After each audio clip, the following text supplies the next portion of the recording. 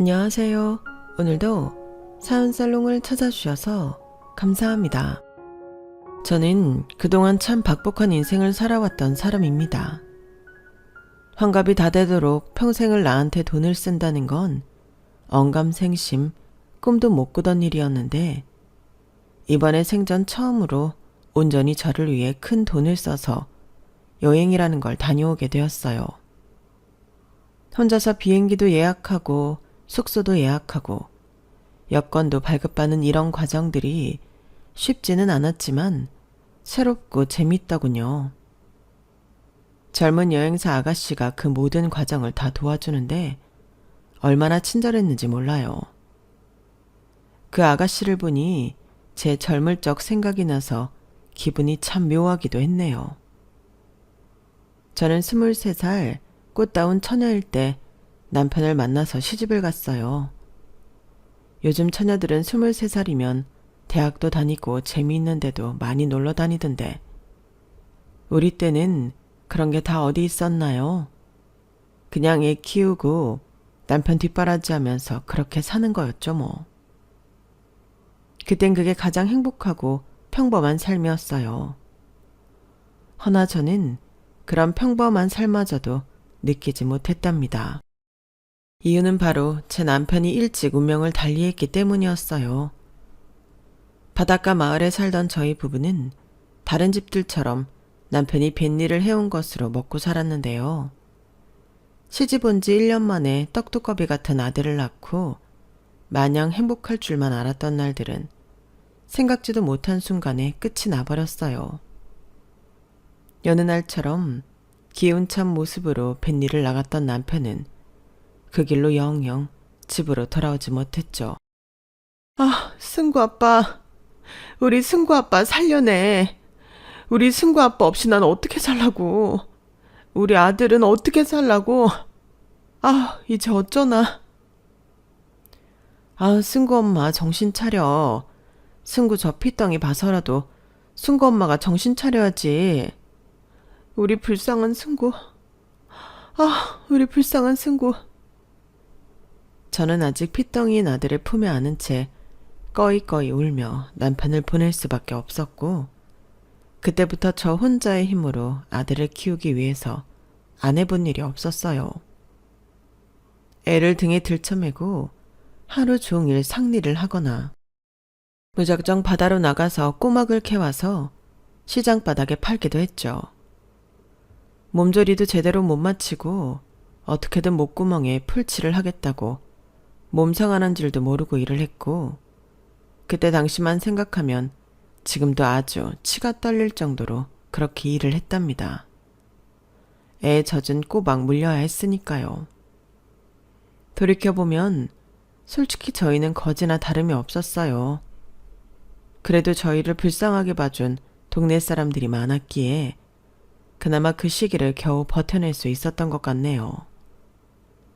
어느덧 아들이 젖을 떼고 아장아장 걷기도 하면서 저는 근처 시장에서 횟집을 하시던 사장님의 배려로 거기서 생선 손질을 하는 일을 시작할 수 있었답니다. 일하다 중간에는 밥도 주셔서 끼니를 제대로 해결할 수가 있었어요. 저는 비가 오나 눈이 오나 하루 종일 그 자리에서 해산물 손질을 하며 아이를 키워냈습니다. 그 사이 몇 년이 흐르면서 제 아들은 걷기도 뛰기도 했고 혼자서 글도 척척 쓸 줄 알게 되었어요. 제가 하루 종일 일한다고 아들 공부를 제대로 신경 써주지 못했는데도 아들은 알아서 공부를 찾아 하더군요. 아마 횟집 사장님이 제 아들이 말도 제대로 못할 때부터 귀에 딱지가 않도록 했던 말 덕분인지도 모르겠네요. 승구 너 공부 정말 열심히 해야 한다. 나중에 학교 가면 넌 누구보다도 공부 열심히 해야 해. 네 엄마가 저렇게 하루 종일 고생해서 너 키워주시는데 보답을 해야지. 공부가 뭐야? 공부는 책 열심히 읽고 학교에서 선생님이 가르쳐 주시는 거 전부 이해하고 외우는 거야. 그게 뭐야? 자, 이게 책이야. 여기 써 있는 이게 한글이야. 이걸 많이 읽어야 효도하는 거야. 알았어? 나이가 지긋하셨던 사장님은 그렇게 한자씩 아들에게 틈나는 대로 글자를 가르쳐 주셨는데 어느 순간부터는 곁에서 누가 알려주지 않아도 아들이 스스로 책을 찾아 읽으며 공부를 하더라고요. 아들이 눈침침한 절 대신해서 성경책을 소리내 읽어줄 만큼 컸을 때 횟집 사장님은 저를 불러 이런 말씀을 해주셨습니다. 땡땡 국민학교 알지? 저기 시장 건너편 쪽에 있는. 네, 알죠. 우리 승구가 내년에 거기 들어갈 텐데요. 거기 급식실에서 사람을 뽑는다더라고. 당장 가서 지원해봐봐. 네? 제가 왜요? 그럼 언제까지 이 시장 바닥에서 일할 거야? 맹모 삼천지교라는 말도 못 들어봤어? 승구가 제가 저 나이부터 저렇게 똘똘한데 계속 이런 환경에서 공부시킬 수는 없잖아. 이제 여기는 나 혼자서 해도 되니까 자네는 얼른 저리로 일터 옮겨. 감사해요, 사장님. 사장님의 속 깊은 배려로 저는 국민학교 급식실에 일하고 싶다는 의사를 밝혔고 그쪽은 사람이 급했는지 저를 바로 출근시키더라고요. 학교 급식실에서 일하는 건 어떤 면에서는 더 힘들었고 어떤 면에선 더 편했습니다. 시장과는 다르게 튼튼한 건물 안에서 일하다 보니 그래도 여름에 시원하고 겨울에 따뜻하더군요. 월급도 따박따박 나오고요. 다만 전처럼 사람들과 함께 정을 나누며 일하는 느낌은 잘 들지 않았어요. 저만 빼고 다른 분들은 오랫동안 같이 일해온 분들이다 보니 처음엔 텃세도 심했거든요. 그래도 횟집 사장님이 말씀하셨던 것처럼 제 아들은 그때부터 시장이 아닌 학교 도서관에서 책을 읽고 공부를 했어요. 일터를 옮긴 덕에 남들보다 1년 일찍 학교를 드나들 수 있었던 것이죠. 그것만으로도 저는 큰 만족하고 일하고 있을 수 있었는데요. 문제는 아이가 학교에 다니기 시작하면서 생기게 되었어요. 당시 학교는 급식실 일할 게 따로 없어서 음식을 담은 끌차 같은 걸 저희가 각 반에 가져다 주곤 했었는데요. 급식실 옷을 입고 학교 안을 돌아다니는 모습에 몇몇 아이들이 절 알아본 거예요. 안녕하세요, 아줌마. 오늘 메뉴 뭐예요? 짜장밥 많이 먹어? 누구야? 승군의 엄마. 인사드려. 아이들 사이에는 금세 제가 승구 엄마라고 소문이 퍼졌고 승구랑 같은 반이거나 같은 동네 친구들이면 저를 알아보고 인사하는 아이들도 생기게 되었어요. 아이들은 티 없이 순수하고 밝았고 그런 아이들과 대화를 나누는 게 저도 즐거웠어요. 고된 일과 중에서 애들을 보는 그 잠깐의 시간이 저에겐 숨통이 트이는 듯한 시간이었죠. 그런데 제 아들의 입장은 그게 아니었나 봅니다. 학교에서 마주쳐도 크게 아는 체를 안 하길래 쑥스러워서 그런 줄로만 알았는데 아들은 저를 창피하게 생각하고 있었더라고요. 엄마, 그 일 계속해야 돼? 다시 예전 횟집으로 돌아가면 안 돼? 왜? 횟집 사장님 다시 보고 싶어? 근데 사장님 이미 다른 사람 구해서 엄마 못 가. 아니 그게 아니라 애들이 자꾸 나한테 급식 아줌마 아들이라고 그러잖아. 급식 아줌마 아들 맞으니까 그렇겠지. 왜? 누가 놀려? 누가 그래? 엄마가 혼내줄까? 그렇게 불리는 것 자체가 싫다고. 창피하잖아. 어머, 뭐가 창피해? 석형이 엄마는 시내에서 고깃집하고 철민이 엄마는 저기 앞상가에서 슈퍼하잖아. 엄마도 똑같아. 그냥 일터가 학교인 것 뿐이야. 저도 그 순간 욱하기도 하고 놀라기도 해서 언성을 높여 말했는데 아들은 그래도 끝까지 지 고집을 꺾지 않더군요. 결국 저는 엄마한테 그런 말 하는 거 아니라며 아들을 혼내고 말았습니다. 그런 상황에서 제가 엄마로서 어떻게 해야 하는지 당시엔 저도 알 길이 없었거든요. 아들의 말에 저도 상처를 많이 받았고요. 하지만 아빠도 없이 가난한 집안인 것도 기죽을 텐데 엄마마저 급식실에서 일하고 또 그 모습을 매일같이 친구들이 본다는 게 아들 입장에서는 속상할 수 있겠다는 생각이 들긴 하더군요. 아들은 제가 신경 써주지 못해도 알아서 숙제도 공부도 척척하는 착한 아이였는데 오죽하면 그랬을까 싶기도 했고요. 며칠 동안 밤잠도 설쳐가며 소가리를 하던 저는 결국 다른 일터를 또 알아보기 시작했어요.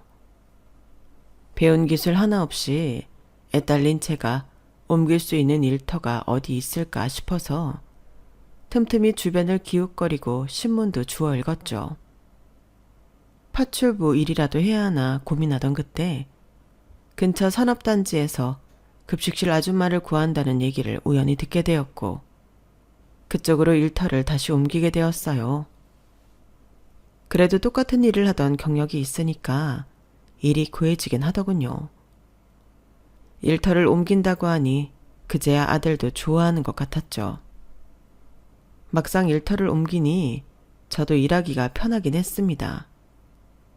큰 회사라 그런지 대우도 좋았고 음식도 훨씬 다양하고 맛있었죠. 같이 일하는 사람들도 서로 상냥하고 좋았고요. 아들이 입장에서도 엄마가 산업단지에 다닌다고 하는 편이 더 괜찮으니 둘 다에게 좋은 일이었죠. 그전에는 그저 먹고 살려면 할 수 없이 일이 이것뿐이라서 했다면 새 일터에서는 조금 달랐는데요. 몇 년 동안 일을 하며 다른 동료들과 이야기를 나누던 중 조리사 자격증이라는 것 따면 더 좋은 조건으로 일을 할 수 있다는 걸 알게 되었거든요. 그래서 일하면서도 틈틈이 조리사 자격증을 따기 위해 연습을 했어요. 여건이 안 되면 집에서도 연습을 했죠. 당시 중학생이었던 아들이 여러 번 핀잔을 주기도 했어요. 엄마, 꼭 집에서 그래야 돼? 저녁에는 좀 조용히 집중 좀 했으면 좋겠는데. 알았어. 엄마가 조심해서 시끄럽게 안 할게. 이거 금방 해, 금방. 그것보다는 내가 공부에 집중하게 도와주는 게 더 성공할 수 있는 거 아니야? 이딴 총구석에서 요리 좀 더 잘한다고 뭐 얼마나 부귀영화를 누린다고 그래. 엄마가 돈을 더 벌면 너 공부하는 거 뒷바라지 더 많이 해줄 수 있으니까 그러지. 시험 다음 주야. 엄마가 한 번에 붙을게. 응? 중학교에 들어가면서부터 전교 1등을 놓치지 않던 아들이었기에 예민하게 구는 것도 어느 정도 이해를 했어요. 그래서 최대한 아들 공부에 방해 안 되게 연습도 살금살금 했고 다행히 한 번에 자격증을 딸 수 있었죠. 자격증을 딴다고 곧바로 월급이 뛰어오르는 건 아니었지만 그래도 그 일로 인해 1년 뒤 조리사님이 회사를 관두었을 때 제가 승진해서 그 일을 담당할 수 있게 되었죠. 그런데 그 사이 승진을 하기 전에 저에게는 아주 신기한 인연이 생기게 되었는데요. 어느 날 저녁, 석식도 어느 정도 마무리가 되어가서 한가한 타이밍이었어요. 야간 근무가 있던 몇몇의 직원들만 제외하고는 일하는 사람들도 없었던 시간이었죠. 그런데 늦은 시간에 직원 한 분이 오시더군요. 젊은 분인데 또 신입은 아닌 것 같은 그분은 저에게 혹시 죽 같은 건 없냐고 물어보셨어요. 제가 오늘 하루 종일 속이 너무 안 좋아서요. 이것저것 안 들어간 그냥 흰죽 같은 건 없을까요? 그건 오늘 메뉴가 아니었어서 그냥 제가 알아서 해드릴게요. 잠시만 기다려주세요. 감사합니다. 가끔씩 야근을 하다가 늦게 와서 식사를 하는 분들은 있었지만 이렇게 따로 메뉴를 주문한 적은 처음이었네요. 처음엔 살짝 당황하긴 했지만 흰죽이 뭐 어려운 것도 아니고 마침 그때 여유도 있었으니 못해줄 이유가 없었어요. 저는 그날 남은 재료들로 조금 넉넉하게 죽을 해서 그릇에 담아드리고 여분으로 싸드리기도 했습니다. 이 다음 끼니에도 속이 안 좋으시면 그걸 드시라고요. 그 직원분은 몇 번이나 고맙다고 인사를 하시며 죽을 받아가셨고 그 이후로도 두어 번 더 제게 비슷한 요구를 하셨어요. 신기하게도 제가 저녁에 있을 때마다 식당으로 오시는 것 같았죠. 나중에 알고 보니 그분은 젊은 나이임에도 사장직에 있는 분이었어요. 아버지가 임원이라고 하더군요. 얘기를 듣고 보니 어린 나이에 높은 자리에서 고군분투하는 모습이 조금 안쓰러워 보이긴 했어요. 남들은 아버지 잘 만나 부러운 인생 산다며 쑥덕거렸지만 저에게 죽 좀 달라며 오는 사장님의 얼굴은 항상 어둡고 초췌하기만 했거든요. 저는 매번 그 사장님이 오실 때마다 많은 양의 죽을 해드렸고 소화하기 편한 과일 같은 것도 같이 챙겨줬어요. 그랬더니 어느 날은 그 사장님이 홍삼 세트를 한 박스 사서 저에게 건네주시는 겁니다. 매번 감사해요. 이거 별거는 아닌데. 아유, 뭘 이런 걸 다 사오셨어요. 괜찮은데. 다른 분들은 제가 이렇게 따로 부탁드리면 그다지 반기지 않으셔서 눈치가 보여서 부탁드리기가 어려운데 여사님만 항상 기분 나쁜 기색 없이 잘 챙겨주시더라고요. 그래도 매번 부탁만 드리기가 뭐해서. 이번만 받을게요. 저야 사장님이 아들 같고 그러니까 그런 거지. 이런 거 받으려고 한 게 아니에요. 다음엔 이런 거 안 주셔도 돼요. 하지만 그 사장님은 틈틈이 제게 떡이며 과일, 선물 세트를 건네주셨어요. 제가 얼마 뒤 일반 직원에서 조리사로 승진을 했을 때에도 축하한다며 선물을 보내주셨죠. 오실 때마다 이런저런 이야기도 많이 나누기도 했고요. 예전에 학교 급식실에서 일할 때 아이들을 볼 때마다 힘이 났었던 것처럼 이곳에서는 사장님과 얘기를 나눌 때마다 힘을 얻었던 것 같네요. 저도 사장님을 통해서 깨달은 사실이었는데 전 제 음식을 맛있게 먹어주는 사람들을 볼 때마다 힘이 나는 사람이었더라고요. 그래서 조리사가 되고 나서 제 일이 더 재미있어졌던 것 같네요. 물론 급여가 오른 것도 생활에 아주 큰 도움이 되었고요. 때마침 그 시기가 아들이 대학을 들어갈 때와 잘 맞아떨어져 다행히 아들의 뒷바라지를 할 수가 있었어요. 제 아들은 우리나라에서 내노라 하는 명문대에 그것도 법학과에 들어가게 되었거든요. 합격 통지를 받고 그날 얼마나 울었는지 모릅니다. 먼저 간 남편 생각도 많이 나고 이렇게 자랑스럽게 자라준 아들이 그저 대견하기만 했죠. 저는 약간의 대출을 보태어 명문대 등록금을 전부 대줄 수 있었고 이후 아들이 사법고시를 준비하는 기간까지 전부 뒷바라지를 할 수가 있었어요. 매주마다 서울을 오가며 아들 자취방에 반찬도 채워주고 청소며 빨래도 전부 해주곤 했었죠. 그런 정성 덕분이었을까요? 제 아들은 그 어렵다는 사실을 4년 만에 합격을 했답니다. 당당하게 변호사가 되어 양복을 맞춰 입고 있는 아들을 보니 저도 이제 제 몫을 다했다는 생각이 들더군요. 몸도 더 이상 예전 같지 않기도 했고요. 20년 가까이 급식실에서 일을 하다 보니 나이가 들면서 관절이 하나둘씩 망가지기 시작했거든요. 그동안 대충 파스만 붙이며 버텨왔기에 한 번은 병원에 가서 진료를 제대로 봐야겠다는 생각도 있었죠. 그래서 이제는 조금 몸이 편한 일을 하는 게 어떨까 고민을 하게 되었는데요. 제 고민을 들은 아들은 펄쩍 뛰며 말리는 거예요. 아니, 거기 간두면 뭐 먹고 살게? 엄마 대출금도 아직 다 못 갚았잖아. 그래도 반 이상 갚았어. 퇴직금도 나오고 하면 대출금 갚는 건 문제 없겠지. 아직 기간도 많이 남았고. 계속 급식실 일 하기엔 이제 어깨며 무릎도 너무 아파서 안 돼. 이제 엄마도 늙어서 몸 쓰는 건 잘 못해. 그럼 다른 일을 구해놓고 관두든가. 병원 가면 병원비는 또 어떡할 건데? 너도 이제 다 커서 네 앞가림 잘하는데 엄마는 좀 쉬면 안 돼?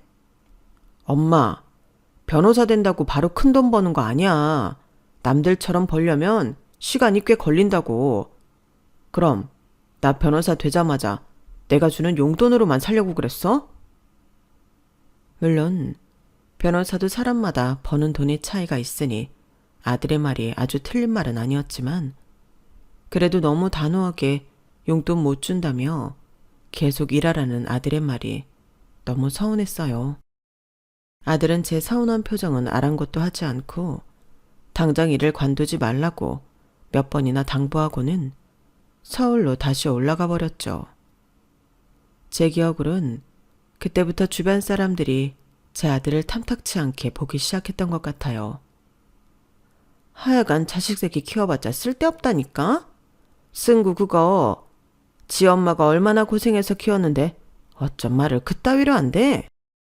뭐 요즘 변호사들도 못 버는 사람들은 못 번다잖아. 애가 생각이 있어서 그런 거겠지 뭐. 그래도 그렇지. 말이 아다르고 어다른 건데 승구 그놈도 참. 승구 엄마, 정 힘들면 그냥 다 때려치고 나랑 편의점이라도 해. 요즘은 자식들한테 그렇게 다 퍼주는 거 아니야. 어? 평소 친하게 지내던 아줌마들이 제 편을 들며 얘기해 주어도 저는 그냥 힘없이 웃고 넘길 뿐이었죠. 그런데 정말 신기하게도 바로 그 타이밍에 저에게는 제 인생의 이막을 열 수 있는 제안이 들어오게 되었어요. 바로 제가 매번 따로 죽을 해드렸던 사장님한테서 말이죠. 여사님, 혹시 가정집에서도 일해 보셨어요? 가정집이요? 아니요. 저희 집에서 일이야 많이 해봤죠. 하긴 그러셨겠네요. 그러면 저희 집에서 일해보시는 건 어떠세요? 제가 이번에 서울로 일을 옮기거든요. 어차피 일해주시는 이모님이 한 분 계시긴 해서 일이 어렵진 않을 거예요. 오셔서 요리만 좀 해주시면 안 될까요? 서울로요? 아, 제가 서울까지 어떻게 왔다 갔다 하나요? 아드님도 서울에서 지내신다면서요. 페이는 지금 여기서 받으시는 거에 2배로 드릴게요. 거처는 걱정하지 마시고요. 제가 속 아플 때마다 여사님 쪽 아니면 못 먹겠어서요. 처음엔 당연히 말도 안 되는 소리라고 생각했는데 차분하게 절 설득하는 사장님의 얘기를 들어보니 안 될 이유가 없겠더라고요. 변호사가 된 이후로 연락도 거의 안 하는 아들과 가까이 지낼 수 있다는 것도 저에겐 큰 장점이었고 아들을 제외하면 아무 연고도 없는 고향에 굳이 머무를 이유도 없었죠. 게다가 몇백 인분의 요리를 하는 것보다 가정집에서 요리를 하는 게 아픈 몸에도 더 좋을 것 같았어요. 오히려 저에게는 감사한 제안이었던 거죠. 그래서 저는 사장님을 따라 서울로 올라오게 되었답니다. 사장님은 할머니랑 단 둘이 살고 있었어요. 이모님 아버지는 해외에 거주하셔서 가족은 둘뿐이었죠. 할머니는 연세가 굉장히 많으셔서 귀도 잘 안 들리고 약간의 치매기도 있으셨는데 정말 놀라울 만큼 순하시고 웃음도 많으셨어요. 천진난만한 어린아이 같으신 분이었죠. 제가 그 집에서 한 일은 2사람의 끼니를 챙기고 할머니의 간병을 돕는 것이었는데 간병인 일임에도 힘든 게 하나도 없더군요. 덕분에 사장님이 말씀하신 것처럼 몸 쓰는 일은 절반 이상 줄어들었는데 급여만 2배로 오른 셈이었어요. 좋은 점은 그것뿐만이 아니었어요. 서울로 올라오니 병원을 가기가 편해져서 제게 필요한 치료를 그때그때 받을 수 있었거든요. 사장님은 가지고 있는 오피스텔 건물 중 비어있는 방들이 있다며 제게 관리비만 내고 그곳에서 지낼 수 있게 해줬어요. 아우, 뭘 또 이렇게까지. 저 살 곳은 알아서 마련할 수 있어요. 어차피 공실인데요. 빈집으로 오래 둬봤자 저희 입장에도 좋을 게 없어서요. 이렇게까지 받는 건 너무 큰 것 같은데. 아니에요. 저도 여사님이 저희 엄마 같아서 그래요. 저희 엄마가 살아계셨으면 여사님이랑 느낌이 많이 비슷했을 것 같거든요. 사장님의 배려로 저는 큰 돈을 아낄 수가 있게 됐죠. 원래 살던 집을 판 값이랑 퇴직금을 더한 돈으로 서울에 있을 곳을 마련하려던 저는 돈 쓸 일이 없어지자 그 돈으로 고향에 있는 땅을 샀어요. 워낙 지방이다 보니 당시엔 정말 넓은 땅을 가질 수가 있었는데요. 공교롭게도 3년 후 그 지역에 도시개발 사업이 들어가면서 땅값이 어마어마하게 오르게 된 겁니다. 하루아침에 말로만 듣던 벼락부자가 된 셈이었죠. 하지만 저는 그 사실을 주변에 알리지 않았어요. 아니, 알릴 수가 없었습니다. 그때 저는 막 수술을 준비하고 있었거든요. 어느 날부터 갑자기 시작된 무릎 통증으로 수술까지 받게 되었거든요. 원래도 관절이 계속 좋지 않았지만 어느 날 갑자기 무릎이 비정상적으로 아파오더군요. 병원에서는 퇴행성 관절염이라며 인공관절 수술을 권했어요. 당시 저는 땅값이 올라 수술비를 마련할 수 있다는 사실에 다행이라고만 생각을 했었죠. 하지만 수술이 끝나고 병원에 계속 혼자 있는데 아들은 병문안 한 번을 오지 않았고 연락도 잘 안 했어요. 오죽하면 사장님이 병문안을 왔다가 한 소리를 할 정도였죠. 아니, 진짜 한 번을 안 왔다고요? 아드님 좀 너무하신 거 아니에요? 이제 막 회사 들어가서 일이 바쁜가 봐요. 이번에 새로운 곳을 들어갔다더라고요. 아무리 그래도 그렇지. 지금 결혼 준비하고 있는 나도 오는데. 사장님은 혀를 끌끌 차면서도 제 앞이라 말을 아끼는 듯 했어요. 끝까지 오지 않은 아들 덕에 결국 저는 혼자서 쓸쓸하게 퇴원을 했고 얼마 지나지 않아 사장님의 할머니가 돌아가셨다는 소식을 듣게 되었습니다. 돌아가시는 날까지 해맑은 미소를 유지하시다가 어느 저녁 잠드신 채로 고요히 가셨다는 얘기를 듣고 마음이 참 착잡했네요. 서로의 사정이 달라지게 되면서 저는 그 집에서의 일을 관두고 급한 대로 다니던 병원 근처에 방을 하나 구해서 살게 되었어요. 그리고 얼마 후 한 대학병원 근처에 아파트를 짓는다는 소식을 듣고 그 아파트를 분양받게 되었죠. 시공을 기다리며 치료에 집중하고 있던 저에게 아주 오랜만에 아들에게 연락이 오더군요. 반갑게 전화를 받았는데 아들은 정말 놀라운 이야기를 했어요. 결혼? 승구 너 여자친구 있었어? 어떤 사람인데? 내가 이번에 들어간 법무법인 대표 딸이야. 이번 주말에 시간 돼? 그럼 왜? 여자친구랑 오려고? 언제부터 만난 거야? 나이는? 알았어, 주말에 봐. 뭐가 그렇게 궁금한 게 많아? 네가 워낙 연락도 없고 만나러 오지도 않으니까 그러지. 한 번도 여자 만난다는 말 없다가 갑자기 결혼한다는데 엄마가 그럼 안 놀라? 나이는 나보다 2살 어려. 올해 초부터 만나기 시작했고 궁금한 거 있으면 주말에 물어봐. 알았으니까 연락 좀 자주 해. 바쁘다고 연락도 잘 안 하고 남편 제사 때도 잘 오지 않던 아들이 갑자기 결혼을 한다니 놀랄 수밖에요. 그 전까지 아들한테 서운한 마음이 조금씩 쌓이고는 있었지만 결혼한다는 말에 순간적으로 뛸 듯이 기뻐했었던 것 같아요. 그래도 우리 아들이 어려서부터 제 앞가림 하나는 잘해왔다는 게 대견하기도 했고 결혼할 여자가 아들이 다니고 있는 회사 대표의 딸이라는 것도 솔직히 뿌듯했고요. 그동안 연애도 하고 변호사 일도 하느라 얼마나 바빴겠나 싶어서 그동안의 서운함이 어느 정도 사라지기도 했죠. 아들은 그 주 주말에 며느리가 될 아이를 데려왔고 곧바로 상견례 날짜까지 잡더군요. 며느리 될 아이는 도자기로 빚은 듯이 예뻤고 가정교육도 잘 받은 티가 났어요. 말수도 적고 낯을 가리는 듯 했지만 그 모습이 오히려 참해 보였답니다.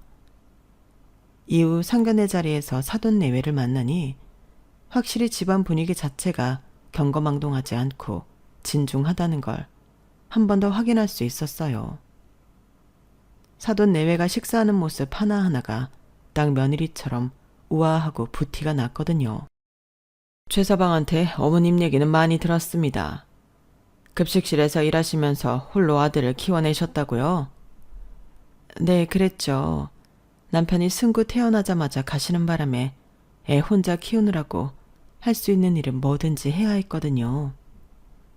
고생이 참 많으셨겠습니다, 사부인. 자네 참 훌륭한 어머니를 두었구먼. 어머니께 잘해드려야겠어. 그럼요. 저도 어머니께 난 항상 감사하는 마음뿐이에요. 이제 입지도 어느 정도 탄탄해졌으니 효도 열심히 하려고요. 바람직한 답변이네만 자네 효도는 자네가 알아서 하는 거겠지? 아이, 당연하죠. 양가 부모님께 효도는 제가 해야지. 집사람 고생시킬 생각은 추워도 없습니다. 처음엔 좋은 인상을 받았는데 대화를 나누다 보니 저는 왠지 모르게 그 자리가 껄끄러워졌어요. 뭐라고 콕 집어서 말할 수는 없지만 사돈 내외가 은근히 저와 제 아들을 압박하는 것 같았거든요. 굳이 제 아들에게만 효도를 맡아서 하라는 것도 그랬고, 양가 부모님 용돈 같은 건 안 받는 게 서로 편하시겠죠? 라며 용돈을 받아가지 말라는 듯한 뉘앙스를 풍기는 것도 불편했죠. 하지만 정말 낯설었던 건 제 아들이었습니다. 시종일관 입이 귀에 걸린 채로 사돈 내외의 말에 무조건적인 동의만 하는 모습이 사위가 아니라 그냥 부하 직원 같았죠.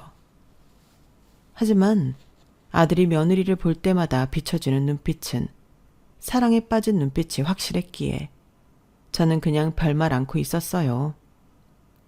제 아들은 본인 앞가림 원체 잘하는 아이이고 결혼은 자기가 사랑하는 사람이랑 하는 게 맞으니까요. 그런데 아들이 본격적으로 결혼 준비를 해나가는 과정에서 제가 서운할 만한 일들이 계속 생기게 되었어요.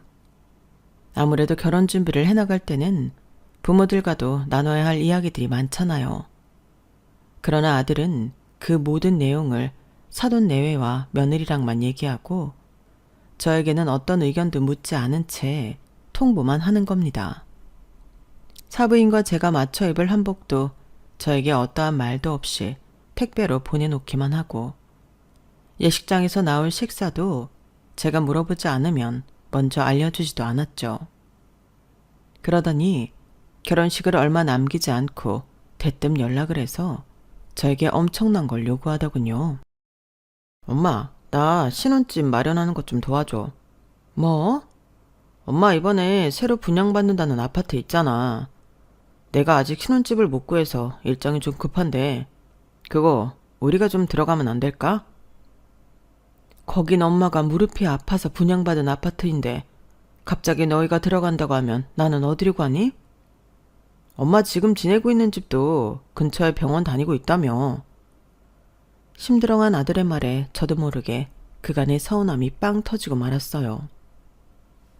내가 이런 얘기 안 하려고 했는데 어쩜 너는 엄마한테 받아갈 생각만 하니? 엄마가 아파서 병원 근처로 구인 집인데 너 엄마 아플 때 한 번이라도 찾아오거나 먼저 연락한 적 있어? 너 필요할 때만 이렇게 연락하면 다야? 내가 대출 껴서 살 수는 없잖아. 알았어. 그럼 엄마가 나한테 팔아. 아들 결혼한다는데 그럼 아무것도 안 해줄 거였어? 아무리 그래도 처가랑 너무 차이 나면 좀 그렇잖아. 미안하다는 말은커녕 양심의 가책조차 느끼지 않는 듯한 아들의 말에 기가 차서 말문이 막혔어요. 하지만 다 큰 남자가 결혼하는데 아들의 말처럼 처가와 너무 차이가 나면 그것도 그것대로 아들이 기가 죽을 것 같더라고요. 게다가 아들이 일하는 회사 대표인데 더더욱 잡혀 살지 않을까 싶은 생각도 들었고요. 결국 저는 아들에게 그냥 그 집에 들어가 살라고 허락했어요. 대신 그 집 외에 다른 지원은 해주지 않겠다고 했죠.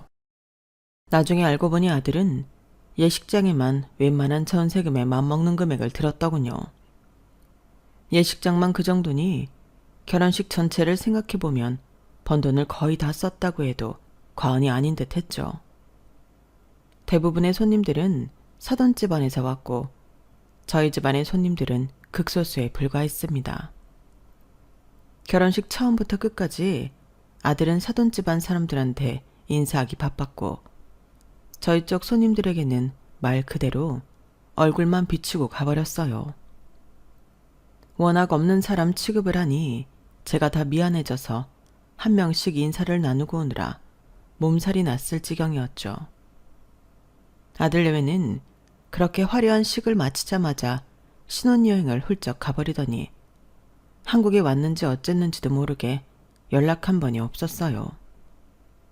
처음에는 무릎 수술을 하느라 타이밍을 놓쳐 제가 돈이 많아졌다는 사실을 알리지 못한 거였는데 제 아들이 하는 행동들을 지켜보니까 재산을 물려줄 때 물려주더라도 어쩐지 먼저 알리고 싶지는 않더군요.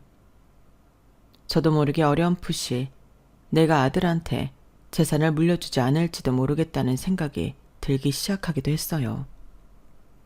속으로는 앞으로 아들이 저를 어떻게 대하나 지켜보자는 생각이었는데 제 예상보다 훨씬 빨리 아들과의 관계가 멀어지게 되었는데요. 저는 아들 결혼식이 끝나고 한 달쯤 후에 무릎 수술을 한 번 더 받았어요. 이번엔 전보다 병원에 좀 더 머물러 있던 기간이 길었고 수술 후 회복하는 시간도 더 오래 걸렸죠. 이번에도 아들은 코빼기도 비추지 않더군요. 그래도 결혼했다고 조금은 달라졌는지 이번엔 수술비에 보태라고 300만 원을 보내오긴 했어요. 그리고 바빠서 병문안 갈 시간이 없었다며 추석에는 며느리랑 꼭 같이 오겠다고 먼저 말을 꺼냈죠. 그래서 혼자 쓸쓸히 태어나면서도 전처럼 아들에게 서운하지는 않았어요. 애가 철이 들었구나 싶은 마음에 뿌듯하기까지 했죠. 얼마 뒤 추석이 되자 저는 전보다 설레는 마음으로 명절을 준비하기 시작했습니다. 송편도 미리 빚어두고 남편 제사세 쓸 음식도 미리 잘 준비해 두었고요. 아들 내외가 명절 당일날 아침 일찍 온다고 하니 아들한테 제사에 올릴 과일 몇 개와 약과 좀 사다 달라고 부탁했죠. 그런데 막상 그날 오전 도착한 아들 내외가 약과를 깜빡하고 왔더라고요. 그건 생전에 남편이 가장 좋아하던 음식이라 제가 꼭 챙기던 거였거든요. 아유, 그거 없으면 큰일인데. 오는 길에 요 앞 사거리에 팔지 않아? 못 봤니? 네, 오는 길에 못 찾아서 그냥 온 건데요. 원래 제사상에 약과가 올라가나요? 우리 남편은 그래. 승구 이 녀석은 어딜 간 거야? 아, 참. 그럼 내가 다녀올 테니 일단 가져온 과일부터 손질해 놓고 있거라. 제사상에 놓을 과일 손질하는 법은 알지? 네. 저는 급하게 나가서 사거리에 있는 가게에서 약과를 사왔어요. 제 차로도 들어야 하는 시간이 있는 건데 이미 시간이 지체되고 있어 마음이 급했죠. 다리가 욱신거리도록 급하게 약과를 사서 돌아왔는데 집에 들어온 절 보자마자 갑자기 아들이 저에게 화를 내는 겁니다. 며느리가 보는 앞에서요. 엄마가 이 사람한테 상차리라고 시켰어? 과일 다 손질해 놓으라고? 그랬어. 너 이 약과 빼먹고 와서 엄마가 빨리 가서 사오느라고. 아가는 그렇다 쳐도 네가 이걸 까먹으면 어떡해. 그거 하나 좀 안 올릴 수 있지. 그렇다고 며느리한테 일을 시켜? 엄마 그런 사람이었어? 뭐? 아니 과일 정도는 얘도 깎을 수 있지 뭘 그러니. 내가 뭐 얼마나 어려운 걸 시켰다고. 요즘은 이런 거 하나하나가 다 이혼 사유 되는 거 몰라? 며느리한테 일 시키는 거 당연하게 여길 거 아니란 말이야. 아니 내가 어제부터 준비할 거 미리 다 준비해놓고 과일만 좀 손질해달라고 한 건데 그게 무슨 일을 시킨 거라는 거야. 아무렴 가족끼리 그것도 부탁을 못해? 그 정도는 너도 했어야 하는 거 아니야? 말이 안 통하네.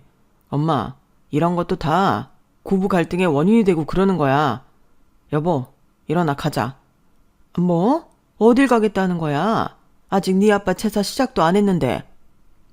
그러니까 이렇게 제사 많이 드리는 것 자체가 요즘 여자들한테는 부담인 거라고. 앞으로는 안 올게, 엄마. 엄마가 또 무슨 짓을 할지 몰라서 무서워서 못 오겠다. 안 온다니? 그럼 엄마 연이라도 끊겠다는 거야? 앞으로 안 보겠다고? 그래, 원래도 자주 보진 않았잖아. 아들의 말에 저는 기가 막혀서 더 이상 아무 말도 못하고 벙찌고 말았어요. 그 사이 아들은 정말로 며느리를 데리고 집 밖으로 나가버렸죠. 이 모든 소란이 벌어지는 동안 며느리는 아무 말도 없이 팔짱을 낀 채 아들 뒤에 있다가 아들의 말이 끝나자마자 외투를 집어들고 나가더군요. 졸지에 며느리에게 힘든 일을 시킨 못된 시어머니가 된 저는 너무 억울하고 화가 났고 이번에 제대로 칼을 뽑아야겠다는 생각도 들었습니다. 연휴가 끝나자마자 저는 부동산에 아들 내외가 사는 집을 전세로 내놓았어요. 원래 제가 이것저것 여건을 충분히 알아보고 고른 집이었는데 애들 내쫓고 거기서 또 살자니 안 좋은 기억만 떠오를 것 같았거든요. 그러고 나니 바로 며칠 뒤 아들에게서 전화가 오더군요. 그동안은 저에게 전화 한 번, 문자 한 통 보내는 시간도 아깝게 일하더니 제가 전화를 바로 받질 않으니 쉴 새 없이 전화를 해댔어요. 그래도 제가 꿈쩍도 안 하자 결국은 집 앞까지 찾아왔고요. 엄마, 나랑 얘기 좀 해. 엄마가 부동산에 연락했어? 멀쩡히 살고 있던 집을 갑자기 왜 내놓냐고. 문 좀 열어. 말 좀 하자고, 말 좀. 누구세요? 저는 댁 같은 아들 없어요. 부동산 통해서 얘기 들었으면 세입자 구해지는 대로 나가세요. 제 명의로 된 제 집에서요. 진짜 엄마가 돼가지고 치사하게. 그 집 그럼 내가 세입자 되면 되는 거 아니야. 아니다. 내가 살게. 그냥 나한테 팔아. 저는 최소한의 사람 구실도 생각 안 하는 짐승 새끼를 세입자로 드리고 싶은 생각 없습니다. 그만 돌아가세요. 제 단호한 말에 한참을 문 밖에서 씩씩거리던 아들은 최후의 발악을 하고 떠났어요. 더럽고 치사해서 내가 됐어. 그럼 내가 살 집 내가 알아서 구하면 되지. 내가 이번에 제대로 된 거래처 물어왔다고. 그 기업 전속 변호사가 되면 내 연봉이 얼마가 뛰는 줄 알아? 어디 세입자 한번 잘 구해봐. 고작 18억짜리 아파트 가지고 유세는? 제 아들이지만 그렇게 추악한 민낯을 가지고 있는 줄은 그 순간 처음 알았네요. 지를 낳고 기때까지 키워준 부모한테 제대로 된 효도는 한 번을 안 해놓고 뚫린 입이라고 아주 아무 말이나 싸지르는 거예요. 저는 그 순간부터 정말로 제게 더 이상 아들은 없다고 생각하게 되었어요. 마음속 깊이 있던 미련이 한 톨도 남김없이 사라지고 말았죠. 그리고 그때부터 지난 세월을 돌아보는 시간을 가졌어요. 그냥 집에 혼자 서 있으니 저절로 그렇게 되더군요. 남편을 잃고 아들을 키우며 살아왔던 지난했던 세월들을 생각하다가 제 이야기를 쓰게 된 것이었죠. 내가 많이 외로웠구나 하는 것도 깨달았고 그래서 다른 분들의 위로를 받고자 사연살롱에 보낼 생각까지 하게 된 거였고요. 몇 날 며칠 동안 글을 쓰면서 저는 처음으로 제 손으로 직접 저만을 위한 선물도 준비했습니다. 해외여행을 떠나려고요. 그렇게 오랜만에 분주한 일상을 보내고 있는데 오랜만에 사장님한테 연락이 오는 겁니다. 제가 그 집에서 일을 관둔 이후로 가끔씩 안부를 묻곤 했거든요. 그런데 이번에는 그런 가벼운 연락이 아니었더라고요. 여사님, 혹시 최승구 변호사가 여사님 아드님이세요? 네, 맞아요. 갑자기 어떤 일로? 이번에 저희 회사랑 계약을 새로 맺은 법무법인 변호사가 아드님이었네요. 만나서 얘기하는데 약간 억양 있는 것도 그렇고 생김새도 너무 비슷해서 혹시나 해서 연락드려 봤어요. 그런데 진짜 아드님일 줄이야. 세상 참 좁네요. 그러고 보니 승구가 이번에 뭐 계약했다고 했던 것 같긴 하네요. 근데 여사님, 무슨 일 있으세요? 왜 목소리에 이렇게 힘이 없으세요? 아들의 얘기에도 목소리에 힘이 나기는커녕 오히려 더 힘이 쭉 빠지는 걸 사장님도 느꼈던 모양이었죠.